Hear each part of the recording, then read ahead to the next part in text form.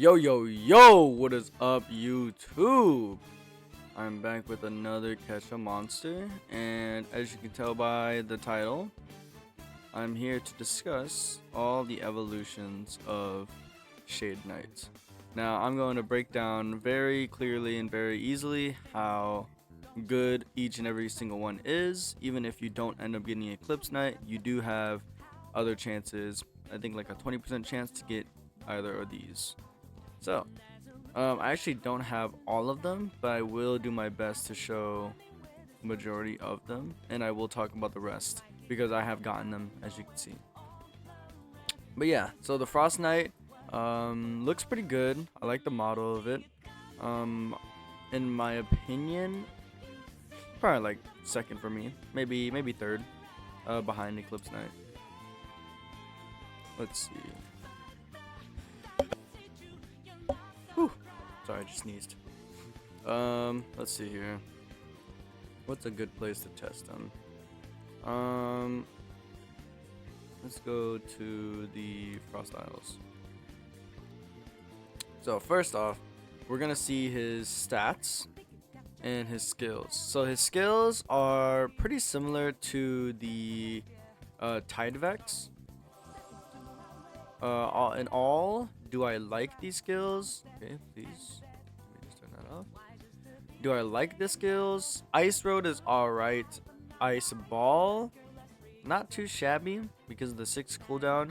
I don't mind it. Would I personally want it? Not really. But of course, if you don't have anything else, then yeah, this is a pretty good substitute. So let's see here. I'll probably one-shot him. Nice little animations there. It's pretty cool. Kind of rises upwards. Let's see the ice ball. Hold on. I think I saw the ice ball the first one. Yeah. Pretty good animations. I like it. Let's see. If I were to rate it out of 5, I would probably give this a solid 3. Just because it's not my personal favorite. Let's see. So the base stats for this, for example, if I were to have it as a B rank. Pretty good damage, pretty good health, no crit. Not too shabby altogether, but personally, it's not the best. Now, onto the Flame Knight. So, as you can see the comparison, the Flame Knight lacks in health, but it gains a lot of damage. So, I actually don't have that to actually show off. Wait, do I? No, I don't. Okay. I don't have that to show off. But, however, Flame Knight is one of my more favorite ones. And unfortunately, I can't look at the abilities, but from my knowledge of the abilities, I believe it is also a 6-8 cooldown. And they're pretty decent. Just because I'm into more damage than anything else, I would probably rate him maybe like a 3.5. Not too far from the Frostbound, but it's still higher in my opinion. Oops. Alright, and to the Verdant. So, as you can see, the HP is significantly higher, actually. Although he does have the lowest attack. Now, also from him, I believe he is 6-6, which is the better cooldown, so I will actually give him 4 rating. He's not bad. Honestly, he's really not bad. To be honest, people need to get more grass because, as you know, in this game, it's kind of like, you know, Pokemon, where it has type disadvantages, type advantages. So against like a water boss, whatever, you would do like 50% more damage to it using a grass type. Let's see. Now, Stone Word. I do have Stone Word though.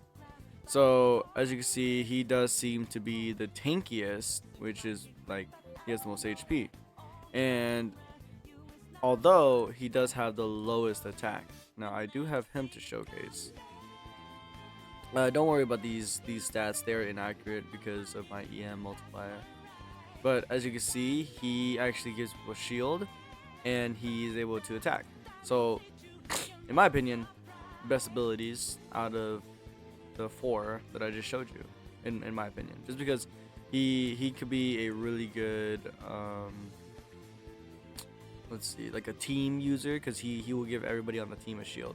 He's essentially like he's probably like the same shit as a Dustwing, because as you know, I think pretty dang close. Except the Dustwing has actually one of the best or fastest moves in the game because of their cooldown. But anyways, let's just quickly show off. Okay, not too shabby, and then he'll do the shield. Right. Okay. I mean, not too bad at all, honestly. The shield is pretty good. I wonder if I can fully stack.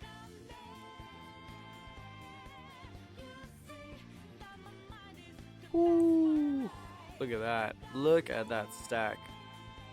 Now that's some insane like shield. That's actually a crazy shield. In all, I would low-key rate him probably like a 4.2. He's only a little bit better than the rest simply because he's able to be versatile and help out the team. He could probably be pretty good for Endless as well. In all, the whole evolution lineup is not too bad. Now, obviously, putting them against the Eclipse Knight is honestly just brutal. It's just unfair. The Bloodthirsty Aura is one of the first moves he actually uses, which is amazing. As you saw earlier, he can shield, and as you know, if you watched my other video, I am currently trying to work towards 3 Eclipse Knights. I haven't been lucky so far. I have been grinding the crap out of Tide Vexes just to get some Vitalium. Oh, and don't get me wrong, I've been, upgrading them, but I've just been super unlucky. But yeah, so I have been trying to grind for them, unlucky so far. But I did get a ton of Tide Vexes that I will be trying to evolve soon. But sorry, back to the Eclipse Knight. The Reaper's Crescent is just an amazing move. If you saw my showcase, then I don't even need to explain that. But yeah, Eclipse Knight is kind of like a mixture of all of them. And if you were to merge all their abilities, he's actually just literally like the better evolution. I mean, makes sense considering he's the secret evolution. But yeah. But in all, these guys aren't slouches either. They're actually pretty decent. If you were to get like a full 3 stack of this team, whatever crap, it would honestly be a pretty decent team. Like, you would probably be able to kill an Undine? Maybe kill an Undine. That one I'm not too sure about.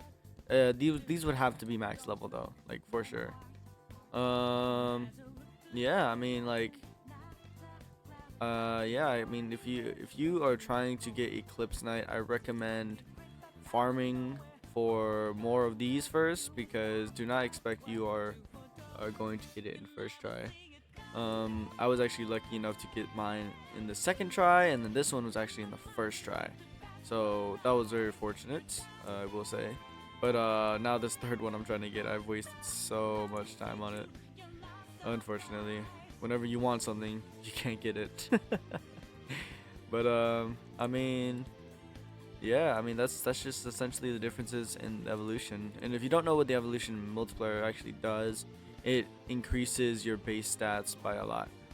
And I'm assuming because he's a secret, he gains a crit multiplier, which if you don't know what this is, basically you have a 15% chance to do double your regular damage, which is why shinies are so good, because of the shiny trait, their critical chance increases to a 40%, which is insane, almost a 50% chance. So basically he is almost critting every other attack, and that is pretty insane because he's already doing 1 million damage, so he'll be doing like close to 3 million because of the 1.5.